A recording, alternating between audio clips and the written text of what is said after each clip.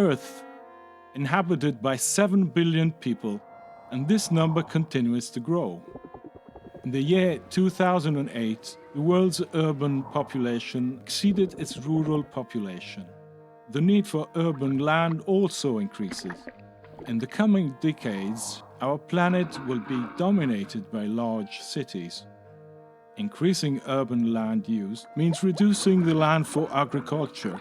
If we want to understand for how much longer will planet Earth continue to feed its population, we need to ask ourselves, how much will the population grow?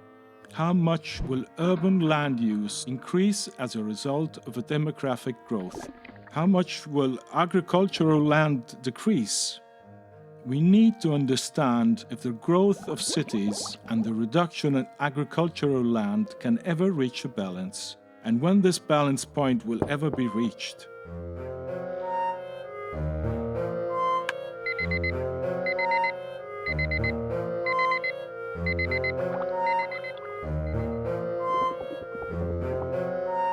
A city consumes, produces waste and grows, a metabolic process similar to a living organism. But we don't know if an urban metabolism is sustainable as that of a living system. How does one measure the relationship between population and anthropized soil? Data shows that this relationship follows a law, the so-called law of scale, that describes through the index beta how much land will be shared due to infrastructure, equipment and services. Can one therefore estimate what portion of our planet will be urbanized in 50 years' time? We can assume the available agricultural land produces enough food to maintain the existing population and enough food to make it grow. The increase in population determines the reduction of the possibility to produce the new food sources. This process tends toward a limit called carrying capacity, a limit beyond which the expansion of population would bring a shortage of resources. The threshold limit between the city and the rural area is determined by the beta index.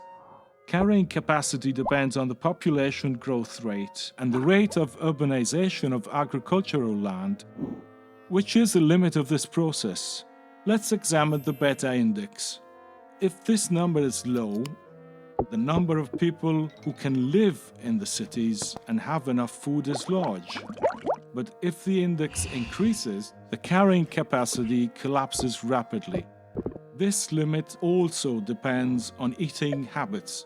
Vegetarian uses 5 times less agricultural land than one who primarily eats meat. A city of meat eaters expands slightly but can host few individuals and needs large grazing areas. The city growth rate always has a limit because it consumes land that could have been used to produce food.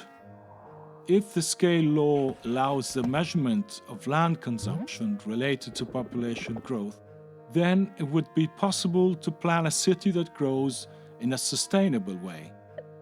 When the population growth is not sustainable, it is necessary to intervene with strategies for urban reorganization. Strategies can reduce the law of scale index to bring it to a value lower than 0.5. In today's world, this number is dangerously close to the critical threshold. How can we lower such values? One possibility is to reduce the expansion of cities, introducing a border between the city and rural areas. Additionally, the city needs to be reorganized internally by increasing collective spaces, rationalizing infrastructure, reusing unused spaces, and creating green spaces and urban gardens. The beta value needs to be reduced to improve resilience of large cities. For the next 50 years, this planet of cities is the challenge for the scientific community and the entire population.